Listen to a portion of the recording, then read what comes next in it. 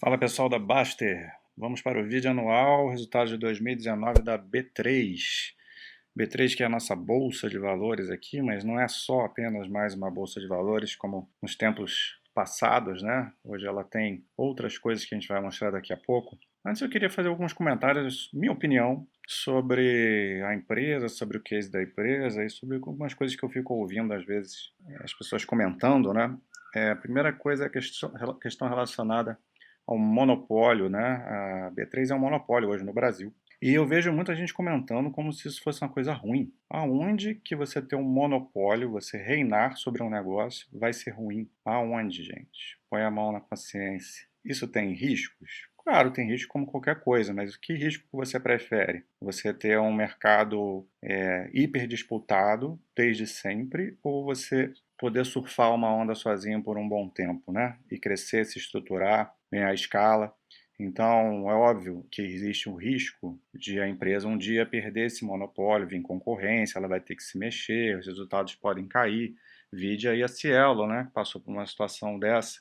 Ela tinha um oligopólio, reinava ali e agora sofre por conta da concorrência. Mas cada história é uma história. Não significa que se ela perder o monopólio, ela vai se tornar uma empresa ruim. Nem a Cielo se tornou uma empresa ruim, ela só não tem a força que tinha anteriormente, mas ela continua sendo uma empresa rentável. Mas a gente não está aqui para falar da Cielo, e sim da B3, né? Então o monopólio, no momento, é um fator ótimo, é uma vantagem competitiva que ela tem, ponto, isso é indiscutível. Não é à toa que a empresa cresceu seu EBITDA nos últimos 10 anos em 9 vezes e o lucro líquido em 6 vezes. Então, você que está preocupado com isso, deixou de aproveitar todo esse crescimento da empresa ao longo de uma década, né?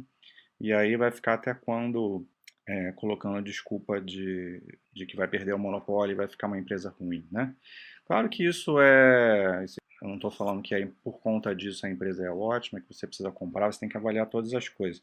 Eu só estou tentando argumentar, colocar outras coisas na mesa para contrabalancear com certas coisas que eu ouço, inclusive no fórum do nosso site, que eu não concordo, acho uma análise esquisita até. Então, enquanto ela tiver vantagem competitiva, a gente tem que falar que ela tem vantagem competitiva. Se ela perder, a gente vai analisar depois como que a empresa ficou, que passos ela vai tomar para contornar os problemas que vão acontecendo. Isso se relaciona a tudo, regulação.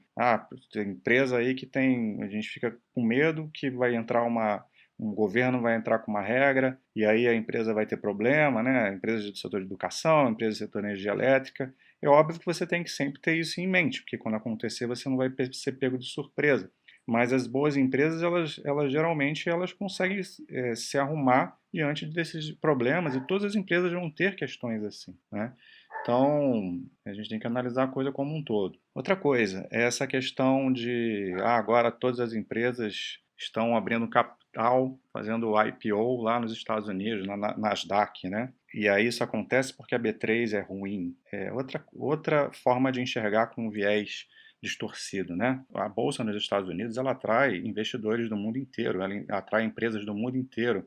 Existem centenas de empresas da Ásia e da Europa que abrem capital o tempo inteiro lá, muito mais do que o Brasil, inclusive, né? São mercados mais evoluídos e mesmo assim elas preferem abrir nos Estados Unidos por motivos óbvios. É a economia mais forte do mundo, é o local que atrai mais investidores, tem uma estrutura de capitalismo muito mais evoluída.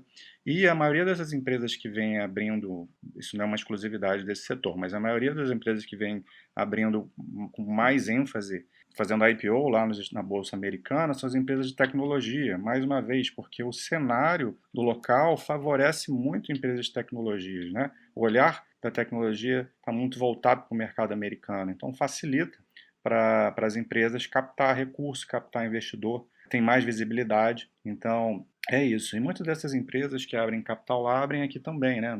Não é uma regra. Inclusive, a própria Nasdaq prefere esse sistema. Ela prefere que as empresas se capitalizem tanto no seu país como lá, né? Tenha um duplo IPO. Nem sempre isso é possível por conta de regras. É mais uma questão para a gente analisar com cuidado, né? Não fazer certas assertivas, tratando como verdadeiras, sem olhar o contexto que está em volta, né? É claro, a B3 tem coisas a melhorar? Tem, óbvio, todas as empresas têm coisas a melhorar, mas o que a gente tem no momento são resultados cada vez melhores, mais robustos, né? A empresa, aí fala assim, a empresa não se mexe, né? Não evolui. Só que ela comprou a melhor empresa da bolsa recentemente, que foi a CETIP, né? E isso fez com que o seu valor de mercado, os seus resultados aumentassem muito, né? Então, sempre vamos analisar com consciência as coisas, né? Com calma. Não há como negar o que os números mostram no momento, que é uma empresa, no momento não, né? No histórico da empresa, de que é uma empresa que vem entregando muito retorno ao acionista. Aí analisa com calma os riscos e benefícios. Se você gosta ou não gosta do modelo de negócios, da forma como ela faz dinheiro, é outra história. Tá? Mas o que não cabe é utilizar argumentos que não são verdadeiros ou que são distorcidos ou que são parcialmente verdadeiros para tentar explicar uma situação ou chegar a uma conclusão. Isso é a única coisa que eu não concordo. Então, vamos lá, vamos ver aqui o resultado da empresa, começando com a receita. Em 2019, 6 bilhões e meio de receita bruta, crescimento de 22,9%, e a receita líquida praticamente 6 bilhões, crescendo também 22 e pouquinho, 22,3% em relação ao ano anterior. Esse quadro aqui é bom para a gente ver da onde vem, né, essas receitas, de onde vem o dinheiro, quais são os negócios da empresa. Ela cresceu em todos os segmentos esse ano. O segmento mais representativo são os segmentos que ela chamam de listado. Ela mudou recentemente essa segmentação, né?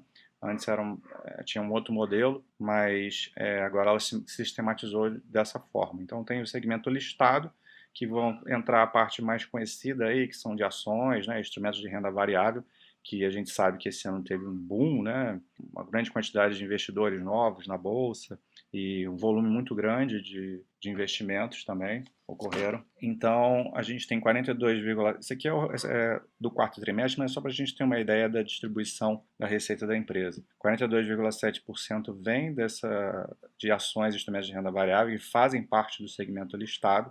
No segmento listado também tem a parte de juros, moedas e mercadorias, que respondeu por 23,2%.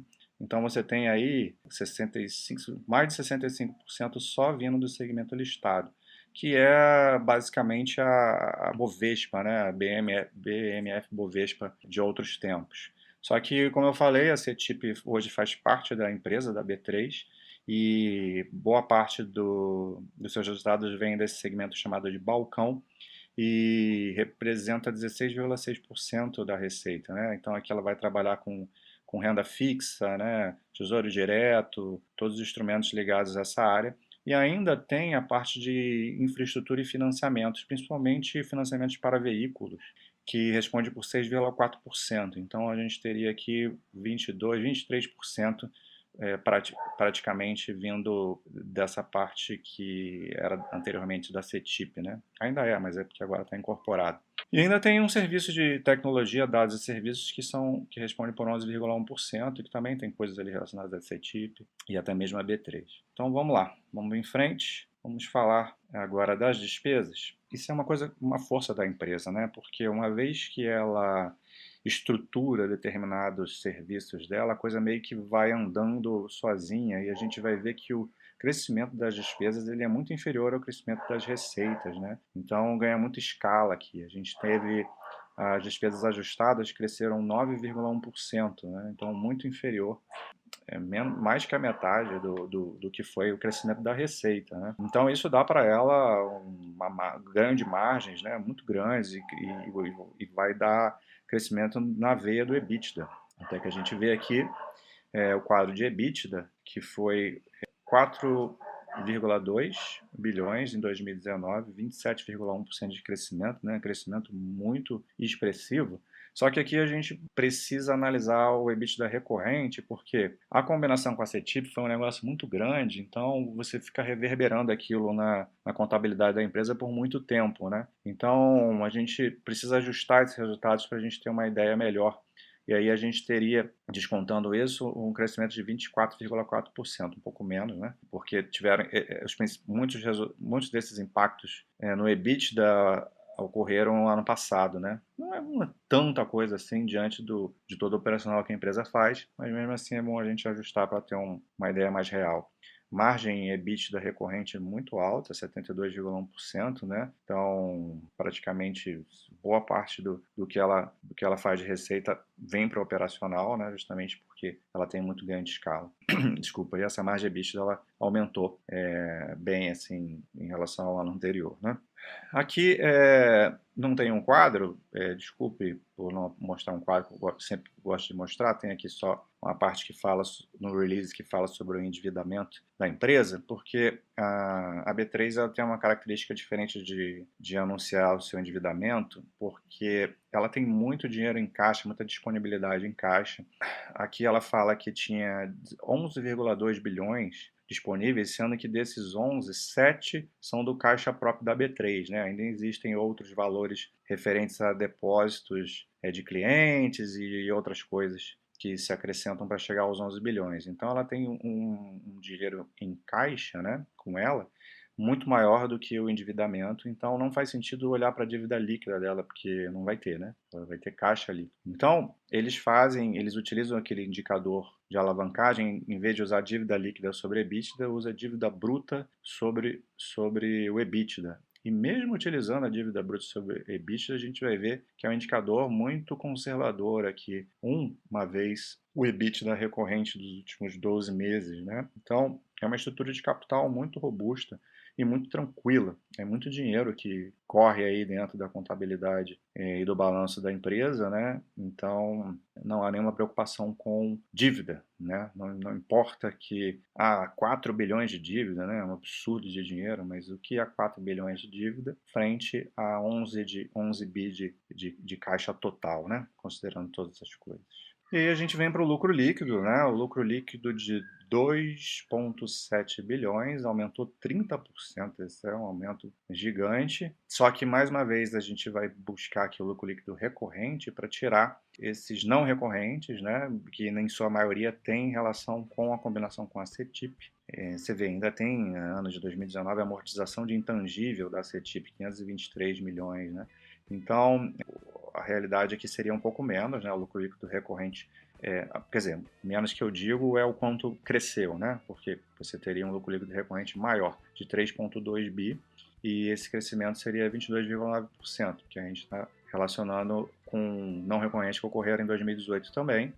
E se for fazer um ajustado, né, um recorrente ajustado pelo benefício fiscal do ágio, aí teria 3,7 bilhões com crescimento de 19,4%. Isso ele vai amortizando aos pouquinhos, né, ao longo de anos, do valor da aquisição da CETIP. Então, quando ela parar de pagar essas amortizações intangíveis, né, que são não é dinheiro caixa, né, não é só um valor contábil, você teria aí uma capacidade de lucro de praticamente 1 bilhão, né, a mais aqui de lucro para a empresa, né? Então, realmente, a empresa que tem resultados bastante fortes, bastante crescimento e anunciou um payout de 130% do lucro líquido, né? Mais de 100% é esquisito, mas justamente por ter esses grandes valores de amortização com efeito não caixa, que impactam no lucro líquido contábil. Então, quando você vai fazer a distribuição, o payout, né, o quanto é distribuído em relação ao lucro líquido, acaba que essa distribuição, na prática, vai ocorrer em valor maior do que o lucro líquido contábil. Então, por isso, 130% de payout.